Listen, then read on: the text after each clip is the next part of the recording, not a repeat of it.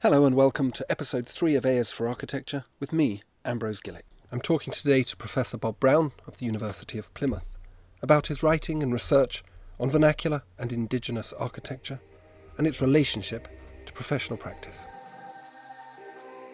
So I think there's something about the profession, the nature of architectural education, that quite actively, whether it's explicit or implicit, acts to define that circle and what constitute is included in the pantheon of architecture. And on the whole, vernacular architecture, despite its energy, despite its creativity, gets dismissed because it doesn't fit in easily to what the profession has delineated as constituting good architecture.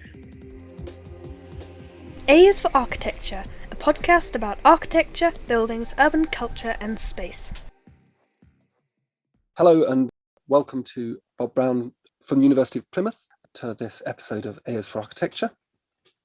Bob, would you like to introduce yourself? Hi, my name is Bob Brown. I'm Professor of Architecture at the University of Plymouth. Obviously, I'm not from around here, transplanted American, but I've been here over 30 years now. You wouldn't guess by the accent, but along the way, I've also spent a fair bit of time in other places, working in India, places in Africa, teaching overseas, notably in China, also connections with Egypt. So been quite mobile in my adult life. That's really good. And I've never met you in real life, which is quite funny. We've only met each other through this process of external examination. So obviously you're an external examiner in the master's program here at Kent. And it's through that we kind of got in contact because I teach one of your papers in my history and theory course on vernacular architecture, which is a really great paper which you wrote with Daniel Maudlin, isn't it? Is he a colleague of yours at Plymouth? Yeah, he was in the architecture department, and sadly, about 10 years ago, we lost him to art history. He does have an art history background, but he's a real fan of architecture. But for all sorts of reasons, he kind of made a sideways move. We've missed him greatly ever since. Your background is in architectural practice. You're a registered architect both in the States and here. Mm-hmm. Yeah. And who did you work with? So you worked with Levitt Bernstein, you said. Yes, I worked there for about 11 years. And prior to coming to the UK, I'd worked in Chicago for a then very famous architect named Stanley Tigerman. Doesn't ring a lot of bells for younger people, but in his day is quite notable. Something of the enfant terrible of Chicago architecture, the guy that the press would always go to because he'd make these rather biting comments. But he was a very good writer, very good, incredible speaker. And once in a while, he'd pull off some really fascinating pieces of architecture. But he was also an architect who worked for the rich and famous of Chicago, or mostly. And while that was interesting coming out of university, I thought, this isn't for me. So I was specifically trying to find practices that were more socially oriented or much more engaged with social issues as I saw it. And so found myself at Levitt Bernstein and stayed there quite a while. It was only through teaching, which began one day a week and then grew and grew and grew. It got to a point where I had to make a decision where I was going and found myself in academia. It gets us in the end. It's quite nice in academia, but in that way, Levitt Bernstein's work is. I remember when I was an undergraduate in the late 90s, early 2000s, looking at their work. They had done up a theatre, a corn exchange in a town near where I came from, turned it into a kind of mobile theatre, a kind of flexible space with demountable seating and things like that. And I always thought that their work was, very good for the British context in that it managed to combine that architectural complexity with the social good, which seemed to be quite absent, certainly in the late 90s. It was quite interesting work. But your work out in India and in the global South, what led you there? Well, at Levitt Bernstein, I was very much engaged in community-based work, housing estate regeneration, some health-related facilities, elderly housing, and so forth. And through that, I really got interested in community participation and took a course offered by the Institute of Housing, became known as something of the kind of community participation guy within Levitt Bernstein. Was doing what I could to read everything about it, had written a couple of papers that got published. And then Levitt Bernstein became part of a consortium working with a number of other architects, planners, and so forth, providing training to the state of Maharashtra Housing and Area Development Authority. So a bit of a mouthful, but think Mumbai, and that's where the state of Maharashtra is. And so we were running a training program to upskill their employees, including around issues of community participation. Just to put it in perspective, the state of Maharashtra Housing and Area Development Authority, or MADA, is the world's largest landlord.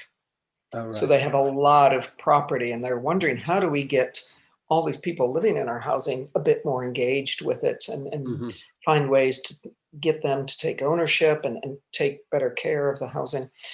So I was sent out on secondment to work there and work with them, partly through the training program, help put some kind of things in place for the organization about how they would implement participatory practices. And as luck would have it, not soon after I arrived, the government suddenly announced that they were going to have an election. And that may not ring bells here, but in the context of India, that means everything stops. Nobody's going to make a decision on anything until after the election. So I was just kind of sitting around going, oh, what do I do? Do I go back to the UK? And I'd met some architects who were working in informal settlements, and they invited me to work with them. And kindly enough, Levitt Bernstein, gave me a bit of leeway then to work with them while I remained out there. And that then led to doing some work for Department for International Development through the Max Lock Center at the University of Westminster, examining best practice in community development related to community-based facilities. And that was looking at several countries in Africa. And I think it all just really came, though, out of this engagement with socially oriented work and valuing the lives of the people there and trying to find ways to be more responsive as an architect and what I was doing as an architect to the inhabitants' lives. And I think, going back to what you're saying about Levitt Bernstein, one of the things I always appreciated about their work, whether community-based work like housing or the theater projects, is they had a certain degree of humility about what they would do. And they never went in saying, well, this is our agenda, this is what we're going to do. The agenda always came out of the place, what they found there in terms of existing buildings and the people who lived in them. And that generated the discussion. It wasn't as if they brought something, said, well, this is what we're going to do. What do you think? It was always, let's find out the views people have there, and let's take a kind of critical examination or critical look at that place and see what it starts to tell us. So I think that's been quite informative about my own attitudes, and I think also led in a way to attitudes I have about the vernacular. I think that's also been reinforced over the years through doing a lot of teaching overseas. Once you kind of get started, then people know you do that. So you get, oh, you've taught in so-and-so, why don't you come here and do something? So it's just kind of something that fed on itself. So pre-lockdown, I found myself going off, much to my wife's dismay, quite a bit to various places. And I've also been involved with the RIBA validation panel and so forth. So that's, again, continued that mobility. All of that sort of in question now with issues of climate change, COVID and so forth. So Mm. how that's going to continue in the coming years, I'm not yet certain. Like you said, doing a lot more of this now online. Yeah. And in some ways that makes it easier. But also something's lost about that, kind Oh, of for direct certain. interaction. Yeah, for certain. So I did my doctoral studies in India, looking at, so yours was in the post-disaster context of the Maharashtra earthquake, I presume, which was one of the discussions around the work that was done in Maharashtra, was one of the sort of leaping off points for my own analysis of what was being done in Bhuj under BADA, the Bhuj Housing Area Development Authority in Gujarat state. And that was, again, I was looking specifically at a kind of multi-dimensional practice based in Bhuj, who worked with communities to do, I suppose you might call it process-led or how is the best way of putting it? It's a sort of grassroots development process. I think they called it, there's an organization called Hunashala, they called it owner-led housing reconstruction, which led to a kind of a replication or a production of what I call a synthetic vernacular, a kind of a community. So there was very little, in a way, there was very little architecture there. There was very little of that kind of highfalutin design that we train for. Instead, it was a kind of emboldening of normative vernacular practices. And I thought India was particularly interesting because of its hybridity. I mean, it's particularly in that urbanizing thing. And you mentioned this in a couple of the papers that you sent me that I've enjoyed reading. This urbanization as this thing which kind of challenges vernacular architecture. And I wondered if you could kind of speak about how you understand or how you interpret the vernacular, because there's this kind of very pristine idea of the vernacular, which is old buildings produced by indigenous communities without seemingly any external influence, which is obviously an absurdity, but and then everything else is not vernacular. And I find that a problematic idea. And so I just wondered if you could kind of speak about that a little bit. I think for me, I'm slightly reluctant to try and define the word vernacular, not to kind of undermine what's going on here, but rather I'm against, I think, is a Western and academic tendency to categorize things. And various writers have written on that, that the way that we like to kind of put things into nice, neat little boxes. This is one of those. As an example, people saying to me, "Oh, you're so typically American." I'm like, which part of me is typically American? The fact that I've lived in the UK for 30 years and worked in India and Africa? Okay, that's not it. The fact that I have a Japanese wife? Okay, that's not it. The fact that my kids were born in the UK? All right, that's not it. The fact that I don't drink coffee like most Americans. Which part of it, me, is so typically American? And what America are they talking about as well? Exactly. And I think it reflects certainly a Western tendency to want to try and find something, oh, this fits into my preconception. Now I'm happy. Now I know who you are. It's actually, you don't. And I think this is the danger of any word that we might use, modern, vernacular, high tech, whatever it may be. In doing that, there's a bit of a danger of oversimplifying things or reducing things.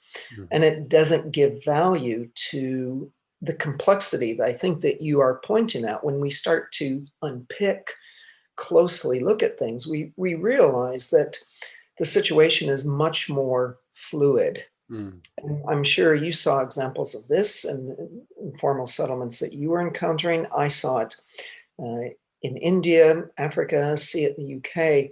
The way that people are not so pretentious about what they do, and they find things that are value to them. I remember in South Africa, one woman from the Ndebele tribe saying, we see what we want, we make it our own. And she had this huge BMW symbol painted on her house. Yeah. Why? She didn't drive a BMW. She didn't drive a car, but she just liked the color and the character of the symbol. And we could see that as kind of twee. What does it have to do with her life? But it reflected a very genuine aspiration she had just about the graphics of it, and she liked it. And so she said, I kind of like it. I think she's probably well aware also a certain status symbol connected with owning a BMW.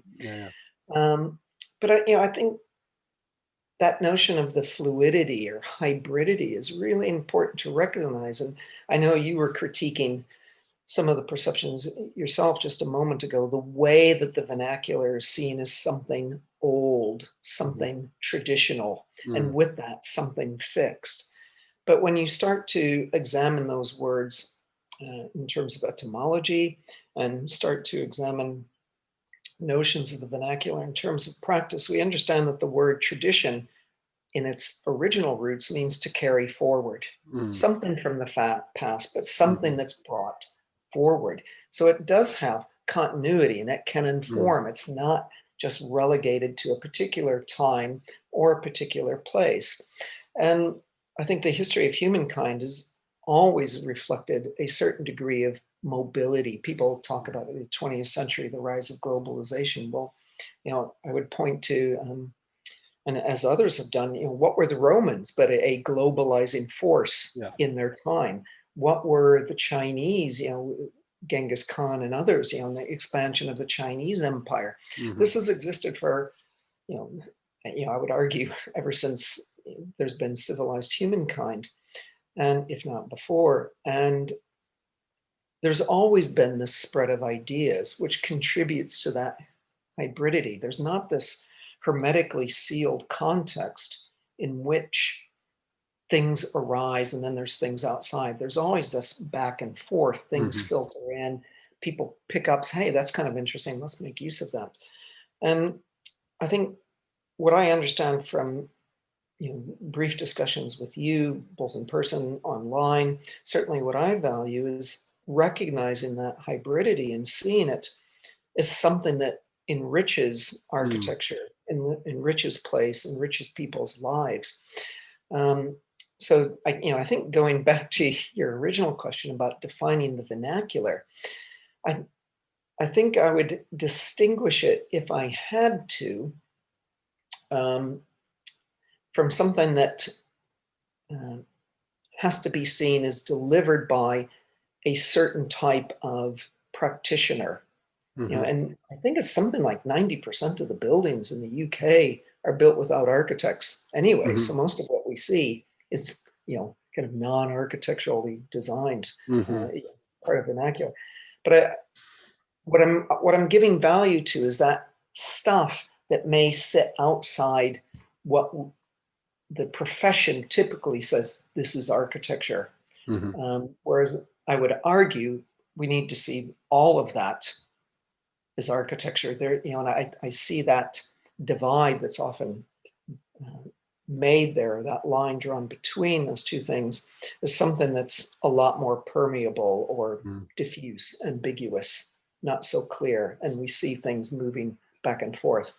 Long-winded answer to your question. So no, not at all. I mean, really, really interesting. And I've been thinking a whole host of things as you've going along, trying to keep them in line in my mind. But part of me thinks that the sorry, I'm getting notifications now as well. Part of me wonders about this idea of, so you mentioned the modern and the vernacular as these desires to kind of discreetly define things. And for me, modernity being a paradigm, or being a paradigm, can in a certain sense be defined. It had a starting point, and various theorists, Marx and Arendt and Weber and so on and so forth, have tried to pinpoint it. Whereas the vernacular seems to me to be I suppose, a cognitive mode or a cognitive field. So that I do wonder whether the desire to define the vernacular as a discrete thing is part of what certain theorists have seen as being a characteristic of modern thinking. This desire to draw a line around something. And it's been very useful. I mean, it's at the heart of the scientific method, isn't it? This differentiation, enabling description, and therefore enabling comprehension, and in terms of, say, for example, diseases, treatment. Yeah. But we do that, we do that with other cultures as well. And that's kind of what I feel about the vernacular tradition, is that we want to draw a line around it to say this is in and this is not in, which is this peculiar tendency, as you say, and it quite clearly didn't exist previously. It is quite clearly something that, when you look, as you say, at the Indian context, there is an authentic and inherent synthesis evident in the way that culture doesn't so much, it's not a conscious appropriation, it's just a kind of natural is the word, it's just a kind of, it's just what is done. Like people, as you say, put a BMW sign. I saw this wonderful example in the informal settlement I was living in during the period of my field work, where they'd built them these rather lovely rammed earth houses, and someone had decided that they wanted to cover theirs in flattened oil drums, like cooking oil drums, which they had shingled the entirety of the house. They had subsequently rusted, and the building looked nothing short of atrocious amongst all of this lovely rebuilding stuff. But it clearly did do something, and I wondered whether what we're dealing with here, and particularly in, say, for example, reconstruction and redevelopment work in the global south, is a difference between architects, the profession of architecture, focusing on needs, and the vernacular focusing on values, or deriving from values. So we have this kind of Abraham Maslow kind of hierarchy of needs, where when we go into, say, for example, reconstruction situations, we produce shelter because they need shelter. And so we kind of rank the functions of architecture in this Maslowian method. And when people build their own houses, they do things in very strange orders. For example, they might preference play, or they might preference domestic intimacy, far and above what we would understand as being the right way of doing things. There's a lot in that, and I'm going to potentially take us off into a slightly different ground, and ground that I'm sure, because it's happened in the past, will rankle with some. And you talk about dating, here's the rise of a kind of particular way of thinking, modernity, and as you say, the kind of drawing a line around things. This is what's included in architecture, and then there's this other stuff outside it. And I would suggest that dates back, certainly in the UK, to the formation of the profession. And we can see evidence of this with people like Vitruvius, but I think in reading Vitruvius, I also see what his motivations were. And it's about, whether it's Vitruvius, whether it's about the architectural profession in the UK, the States, wherever, it's about distinguishing what you're doing from what others are doing. And very intentional act of architects in the UK in forming the profession was saying, we need to distinguish ourselves from mere builders. And we are the gatekeepers into the profession, and we are the ones who design. That's what distinguishes architecture from mere building, that there's this very intentional design aspiration that underpins it. And that we then, as a profession, determine what constitutes design, what the values are that you mentioned. And writer Amos Rappaport, a theorist, Amos Rappaport has written on this, as have a number of others, but for me, Amos kind of was one of the first highlighting this. The values that the profession has had have really emphasized perceptual qualities and conceptual meaning. So I can look at a piece of architecture and I can understand the intentions of what the architect was trying to do. And that is somehow embodied in the physical form. And there's value to that. I'm not denying that.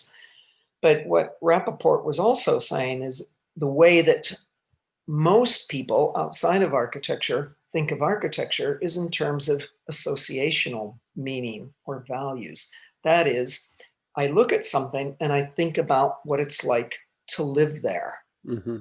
And what does that place do in terms of enabling or contributing to my livelihoods? And an example I often use was with a friend many, many years ago, driving through London, passed by this building, and I was just thinking, oh my Lord, that is an ugly, ugly building. And I said to my friend, look at that building. What do you think of that? And she said, oh, I'd like to live there. And I was thinking, and she was not an architect. Oh, what's going on? And I know what was in her head. She was looking at the south-facing balcony and was imagining herself with a gin and tonic, sitting out on the balcony, looking at the setting sun. And for me, that reflects this idea of, it's a way of life that she was thinking about. Whereas I confess, I was looking at it purely aesthetically. Bricks were just thrown together, these horrible patterns. I wouldn't even say patterns. Conflicting colors, no thought about where joints were occurring, no setting out of the brickwork in a way where they're working with the dimensions. They're, obviously just chop bricks here and there to make things fit. Aesthetically, to me, it was atrocious, but to her, she thought about how she was inhabiting it. And I think that's part of where the line's drawn. Architects as a profession, collectively, architectural media have kind of said, well, this is what we are including here, and it has to fit this set of aesthetic values. And it's about a certain encultured set of values that the profession expects. Things that sit outside of it also have aesthetic value, but they're not ours. And I think that was reflected many years ago when I was teaching at another institution and was doing a class with second years. And I was getting them to examine the nature of the profession, the values that we had, and ask them to identify a favorite place. And they all started talking about, the beach where I go with my family, or my grandmother's house. And then their favorite place was defined by incredibly personal sentiments. When I asked them to identify a favorite building, the latest thing by Zaha Hadid, or this well-known architect designed building. And every student but one made that distinction. The one who didn't, I think it was actually a bit of a language problem, because she was a non-native English speaker, and I don't think she quite fully understood it, or maybe not. But anyway, all the others had made that distinction between a favorite place and a favorite building. And when I asked them why, and this was second year students, they said, well, that's what we're supposed to think here.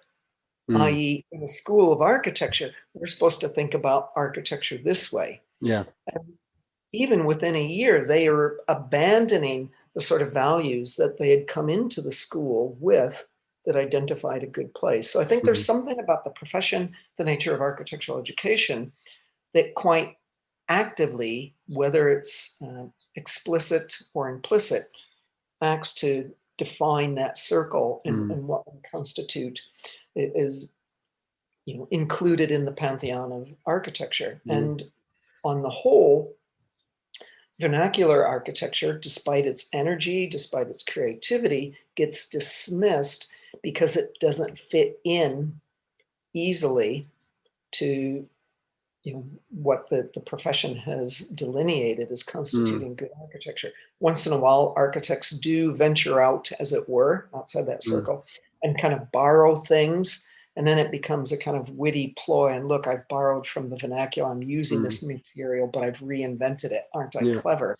And it's that act of sophisticated manipulation that's honored, whereas the original architecture, where they're doing it in arguably a more intuitive way, is somehow still dismissed.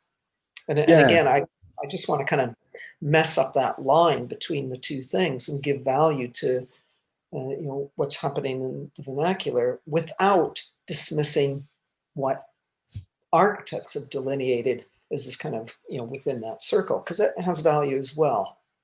I'd like to come back to that later in a bit. This idea of how architects can engage in this borderland between the two. But one of the things that strikes me about this discussion, and that's a really, really interesting point you make about the students and the way that students are, in a way, it's a bit like acting school. One of my siblings went to the Royal Academy of Dramatic Arts, and one of the things that the teachers of actors do is they take these native talents, they're young people who can or desire to act, and they've seen some potential in them. They come from all over the UK, and they all come out of it speaking like me, because they deconstruct the student's identity so that the student, in a way, can put on the mantle of the actor.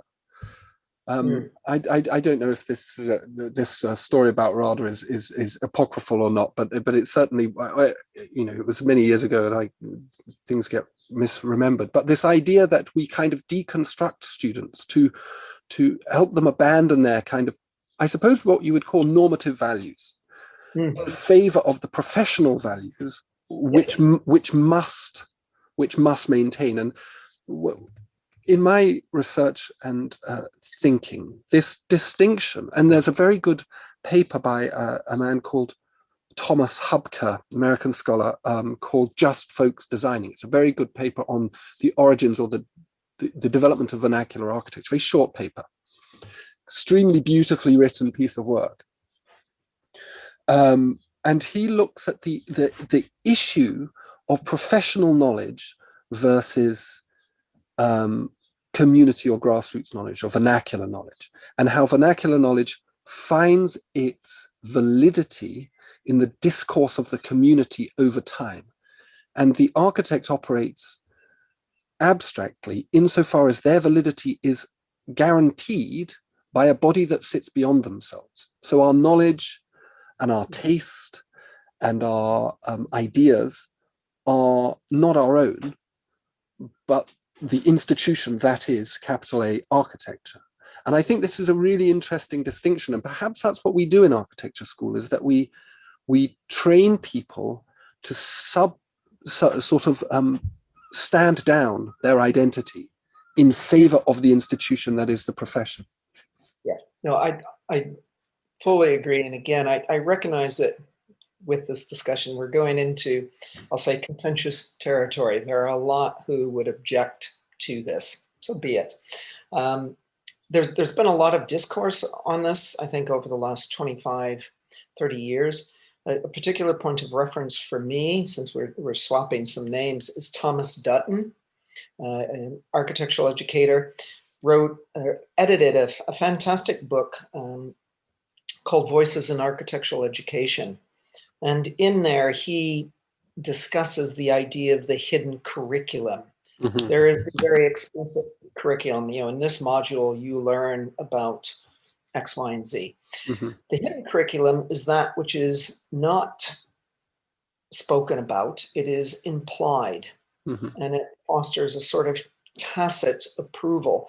And students come to recognize, okay, this is what this tutor wants, so I will design mm-hmm. in that way, or this is what the tutor wants, I will write in that way. Mm-hmm. And they adopt, as it were, another persona mm-hmm. because they recognize it's what might earn the grades. Now, I can understand a lot of educators reacting to it, but there is a lot of research on it demonstrating this happens. I did some research years ago under the guise of pedagogic research, and it did identify that students had this perception that there are some tutors that encourage students to kind of leave behind who they are and adopt, as you say, another persona, often the tutors.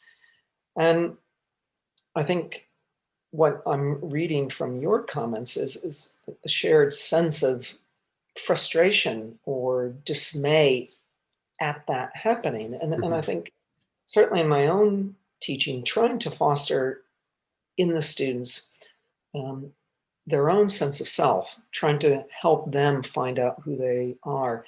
For me, it really draws on South American educator Paulo Freire, and that notion of the freedom of the person who's learning, and trying to support them to find their own way through things. And I think that's becoming far less radical these days in architecture. Mhm. When I was a student, would have been unheard of, that, talking about Freire, and opening things up to the student. But I think things have improved, but there's still, I think, a bit of that legacy Well, that I think there must be, and I think in part this very recent. So if what we say seems contentious and would upset certain people, and I would hope it would after a manner, um, when you get things like movements towards decolonizing curriculums, or a genuine sense of grievance that certain groups are not recognized within professional the discipline, then perhaps it's time to set aside people's feelings about whether we're saying contentious things, because if it's not working, it's going to die, isn't Yeah. it? It's we're and so this comes to, I suppose, to bring it back to what we were talking about, this idea of the kind of issue about architecture and the vernacular, or architecture and the everyday, is how do we I suppose more gently, how do we define the everyday in architecture, which is one of these words that gets knocked around. It relates to the vernacular, and I think it also relates to this broader socio-political question of why architecture seems to impose a set of professional values both on its students and on culture at large. Pick up on that in a couple of ways. One, by just making a slight reference to what I was saying before, and people like Amos Rappaport, or more contemporary writer Kim Dovey, again, talking about that emphasis on perceptual qualities. That Dovey refers to it as kind of geometric nature of architecture on the form. And in contrast to that, saying, as Rappaport would say, the big denominator for most people is just about the way of life that they're trying to lead. How does that relate to the architecture? And so for me, then it becomes a question of, if we give value to both those things, both the perceptual, but also the way of life that's occurring within that spatial form, how do we gain a better understanding of that? And in my work in the UK, I'm immediately an outsider. I'm not from the UK. What do I know about people here? And what do I know about living on a housing estate? Okay, within the context of doing some project work, I did spend some time living on a housing estate, which was different for me. I don't come from a kind of rich background in any sort of way, but I hadn't encountered that growing up in small town American Midwest. So that was a kind of big revelation for me. And going off to work in India, what do I know about India? I'm an outsider.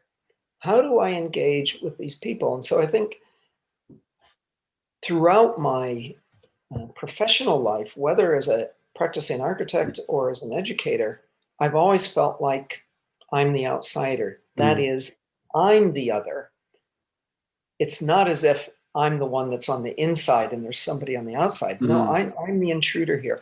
And I think doing the work at Levitt Bernstein, community engagement, there was a certain point where the penny dropped. It's like, I'm intruding here. I've got to be very wary about what I do, what I say. I can't impose. I need to find a way of embracing them and trying to understand who they are. I never fully can. I still am who I am. I carry with me all the baggage of my learning, past experiences. But what I can do is open up in my attitude towards the other. And I could delve into that a bit more, but maybe we'll leave that for the moment. But inherent in that then is, well, how do I gain an understanding? Yes, I can do it through dialogue, but talking to people isn't always easy because we, as architects, we have our own kind of subcultural language that makes it hard.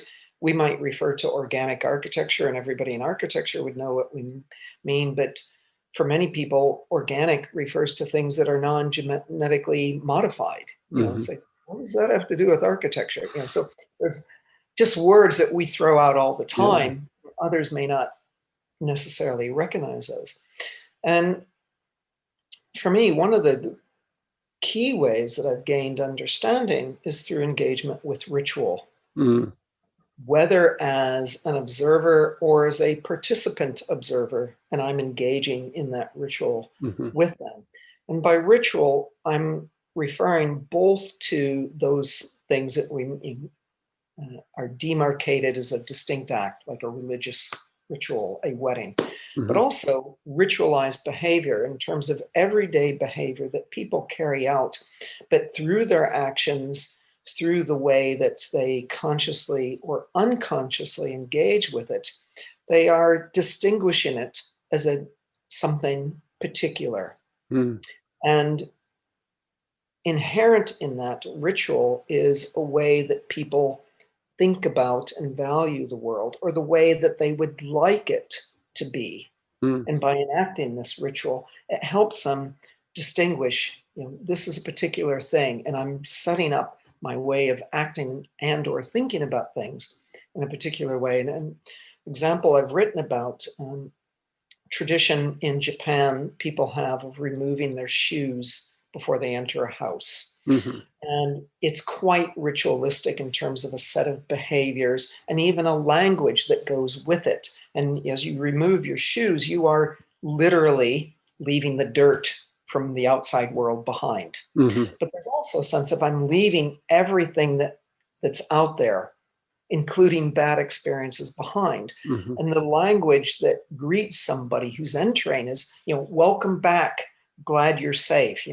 and when one departs, be safe on your travels. So there's a kind of demarcation of inside and outside. Inside is being safe, outside being a place of potential threats, dirt as an example. And this ritual is a way of marking that I've left that behind and I'm now entering this home. And if we look at some elements of traditional Japanese architecture, we can see a clear distinction in terms of the architecture and the layering of the house, sitting on this platform, taking your shoes off, turning around, stepping up onto the kind of main platform of the house. So there's and I've simplified that, but there's a clear distinction made in the architecture. Well, what happens in a diaspora when you have Japanese people living overseas and the architecture isn't there? And interestingly, they still find ways of creating that demarcation, whether through physical emplacement of something or mentally. No, I'm making a distinction between inside and outside. And I think there's a number of things that are going on there. One, the capacity of people to generate architecture themselves. Even in the absence of a distinct form, they still place something onto a specific space to identify and frame how they see the world. Also, I think that the mobility of thinking, it's not tied to one place or time, but again, that concept, the way of thinking about the world, can move to another place and adapt to particular conditions they find there. So for me, going back to notions of the vernacular and the kind of architecture within the circle, there's this tendency to think of that architecture within the circle as somehow fixed. And again, it's hermetically sealed. But when you look at everyday practice, you find people are quite adaptive and they find ways to make it work for them. So my argument is, well, as architects, do we just leave it to people to do that? Or can we be more open to the possibility that they may act in that way? And can we be open to an architecture that either allows itself to be manipulated or starts to anticipate the move people might make? So I'm moving outside of that sanctified realm of, my own values of designing. Not that I think my own values are that sanctified, but the architectural profession's sanctified values, and saying, okay, I'm going to embrace the possibility that these people, some of whom I don't even know, are going to bring something to this situation that is their own. And if I value the idea that part of architecture comes from how it supports people in their lives, then I've got to change how I think about it. Mm-hmm. And so it's about embracing that everyday sort of experience. And just one point I want to add here, because I recognize I'm kind of talking on. There's a famous Scottish botanist, lived about 1750, not related to me, but same name, named Brown, who was trying to identify how things like dust particles or bubbles in beer move. Mm-hmm. They seem to be rather random, but he was trying to understand the nature of that movement. And it's something that's known as Brownian motion. And it is a way of identifying, trying to make sense of the nature of movement of these things. Mm-hmm. And I think the same thing happens when people go into a building. As architects, and I certainly have heard any number of architecture students talk about, well, people will approach my building in this way, and then they'll go up these steps, and then they'll go through this door, and then they come here, and they see this staircase, and they move up this, etc. It's this clearly delineated route. And the reality is somebody goes, and then they're standing outside the door on their mobile phone talking to somebody. And then they go inside and meet the person. Hey, let's go have a coffee. They forget about the stair. They go over here to the cafe on the side. Yeah, they're going all over the place. So that very clearly prescribed route isn't followed. Rather, the everyday is just full of random acts, last second decisions that take people in different directions. And while those grand ceremonial routes, a la Le Corbusier's promenade, can be special, not denying that, I also think that those kind of random things can also be quite special in the role that they play in people's lives. So good architecture can sort of enable or facilitate that everyday ritual, because as you say, that behavior seems to be inherently ritualistic. Like we construct rituals out of almost everything we do. Like people on their walk to work always stop and get a Starbucks because they like Starbucks, but really it becomes part of how they get to work. It's actually part of that process, and we do it in all things. And in fact, my wife and I consciously try and maintain certain rituals in our life, because it's just, when you've got children, young children, your life is chaos anyway, so you need these kind of stable points. And I think that's one of the things that they do. But I used to teach up in Glasgow at the School of Art, and research and teach up there, and that building, Rennie Mackintosh's building of happy memory, I always thought was so clever in that it enabled very, very consciously, an architect enabled people to do what people do amidst the incredibly high-end design that he was also doing. And I thought that the outcome of that, to me, was that it totally dignified everyday behavior. It was incredibly gracious in the way that it performed. So a student doing some kind of watercolor in the early 20th century and a student doing some kind of, I don't know, polystyrene-based installation in the early 21st century were both dignified in their humanity. And I thought that, and I've seen other buildings that have managed to do it not quite so well. That building was really quite extraordinary in its performance, but I do wonder whether that is what we should. So to come to this point about how architecture engages, you mentioned in one of your papers, you had this and I think you were talking more specifically about university education or higher education. You said the criticality of dialogic space in the context of civic engaged learning. And I wondered whether this idea of a dialogic space was perhaps at the heart of what vernacular architecture is, insofar as it derives from an oral culture, or it is a non written down in the sense of books and pro formas and kind of building regulations and things like that. Whether vernacular architecture could be seen as dialogic, and good architecture, good capital A architecture, can also be seen as enabling civic engaged learning through dialogue. Civic engaged learning being everything that makes us sociable beings. There's a lot in that. Sorry, I keep doing it, but I've read your stuff, and then it's kind of no, it's fantastic because it's making me think in a number of ways. Several things I'll try and respond to. One is about your comments on Mackintosh and School of Art building. Also, this idea of the dialogic and how that relates to the vernacular.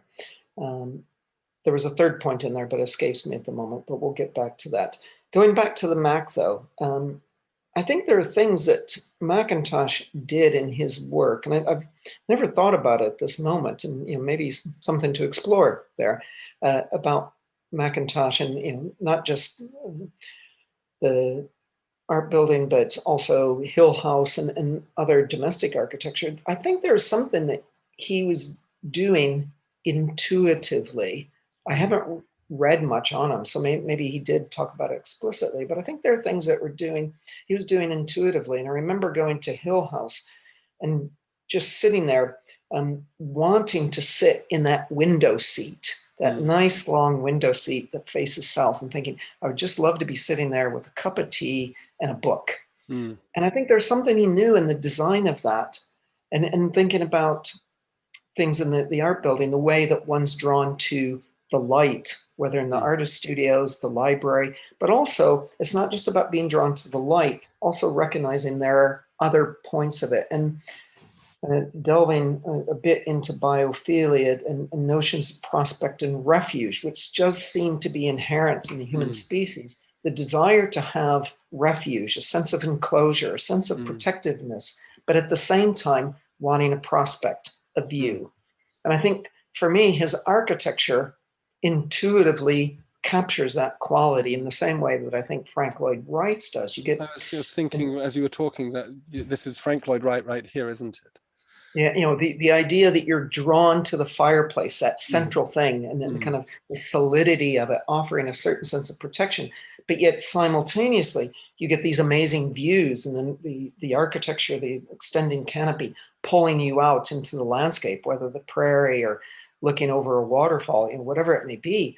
That I think both of them just kind of understood that intuitively, that this is how human beings operate. I don't want to try and encapsulate everything about architecture and prospect and refuge, but I think there are things that they were doing that appreciated the way that human beings react to the world and what makes them comfortable. And that in their work, they were trying to give a space for that way of engaging things, that simultaneous act of wanting to be protected, but also wanting to see things.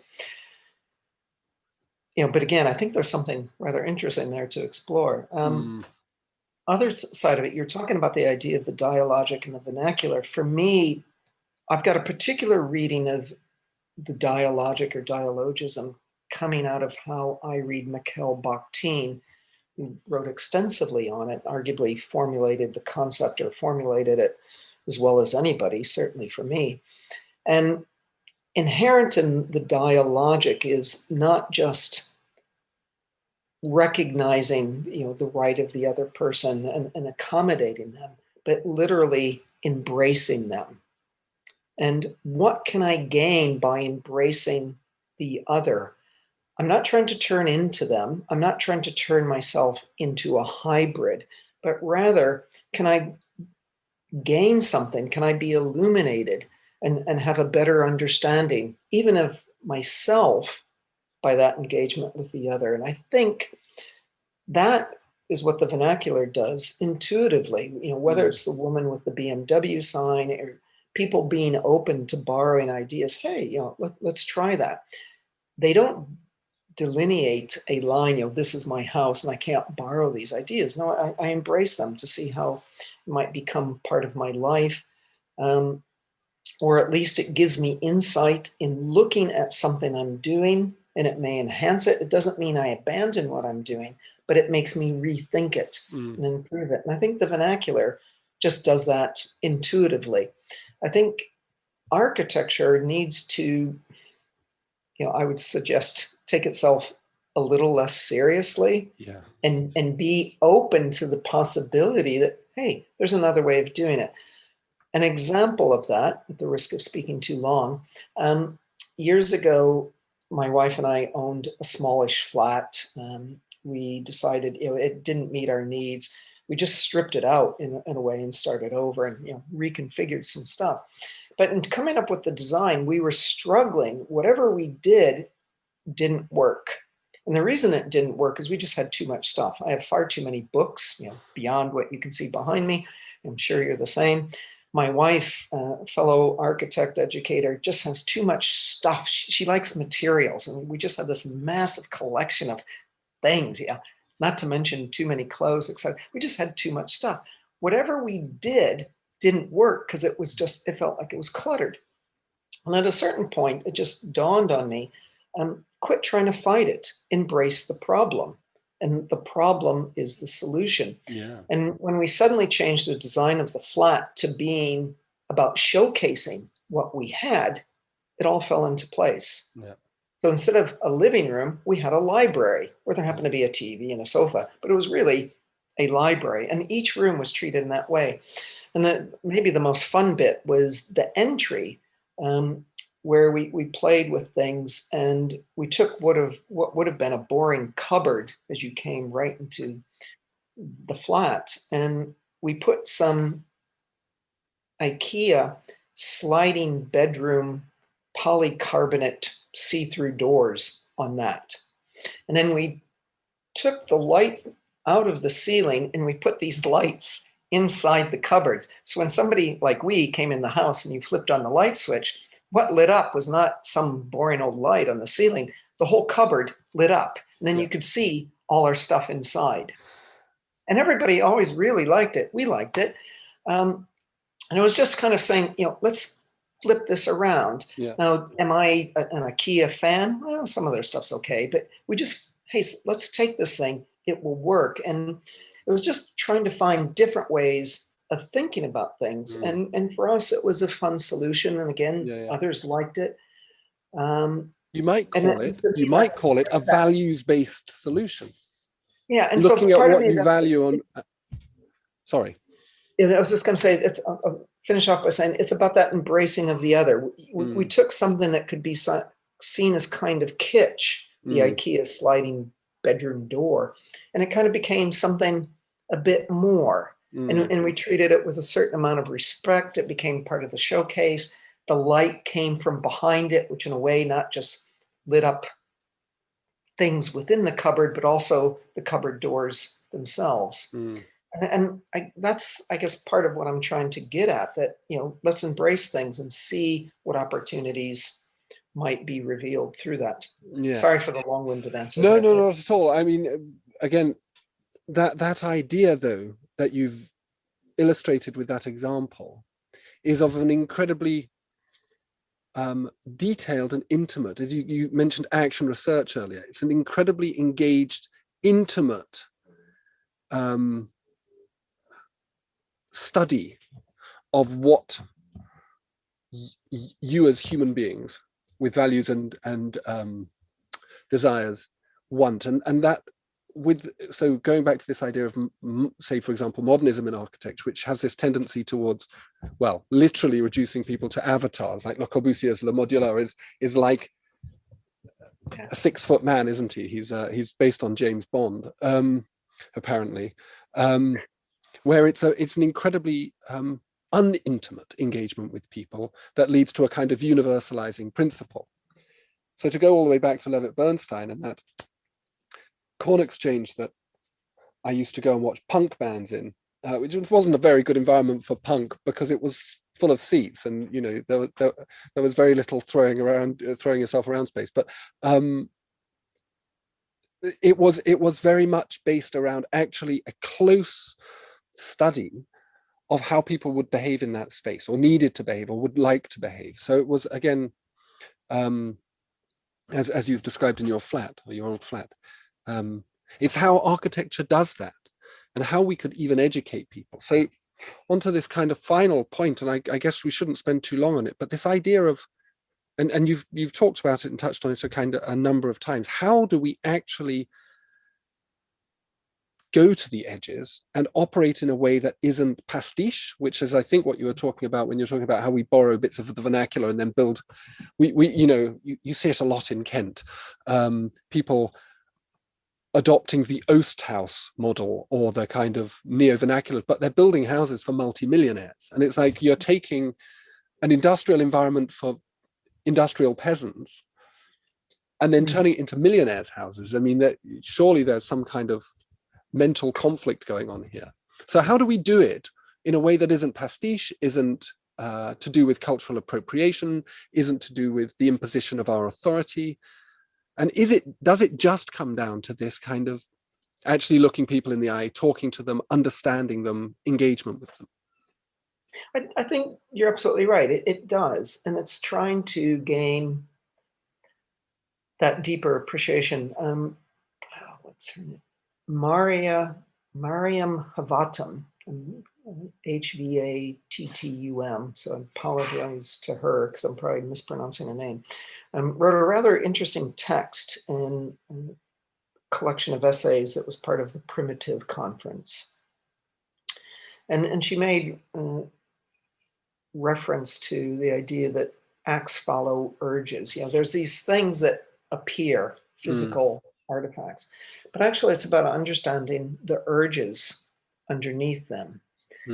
And if you really want to get to the heart of the matter, you've got to move beyond the act, merely looking at, say, the Osthaus and understanding what was behind it. Why did that arise in the first place? Example of that, I remember years ago, took students to work in the Basque region, and fiercely proud people of who they are, and a sense of independence that they aspire to, and see themselves as having a very distinct culture apart from Spanish culture. And so with the students, we were trying to delve into that. What defines the Basque? And it's very easy to look at some of the examples of the architecture and say, okay, that's the Basque. And then obviously ignore the Guggenheim by Gehry, which the people in the Basque region say has nothing to do with them in terms of who they are culturally. And so we're trying to find ways of gaining a better understanding of their cultural sensibilities. And I would argue this about a lot of places, if not everywhere.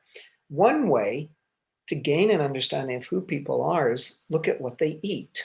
You could also look at music. You mentioned punk before. And I think it goes back to that old Italian saying, mangiare, cantare, amore, food, song, and love. Well, for me, I think that the food's an easy one to tap into as much as I like music. And the sensibilities about people have about food says a lot about how they see the world and what they value. So when we're in the Basque region, poor us, we started going on pinchos or tapas tours. And we go along and have the small tapas or pinchos, as they call it, a small glass of wine or beer. It was quite fun.